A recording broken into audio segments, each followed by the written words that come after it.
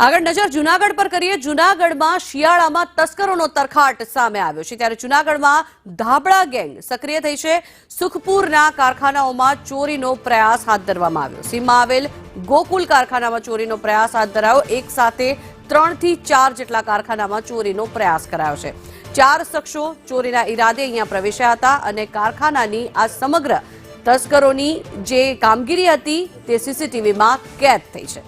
Police દ્વારા तपास हाथ धरवामां आवी छे। आ दृश्य आप जोई रह्या छो, सीसीटीवीना आ दृश्यो छे के जेमां तस्करो कैद थया छे। केवी रीते તેમણે આ ચોરીને અંજામ આપ્યો હતો તેની સમગ્ર માહિતી આ સીસીટીવી દ્વારા પ્રાપ્ત થઈ રહી છે, જેની સામે કાયદેસરની કાર્યવાહી હાથ ધરવામાં આવશે। આ સુખપુરના કારખાનાઓ કે જેને તસ્કરોએ નિશાન બનાવ્યા છે, એક સાથે 3 થી 4 જેટલા અલગ અલગ કારખાનાઓમાં તસ્કરો એક સાથે ત્રાટક્યા હતા।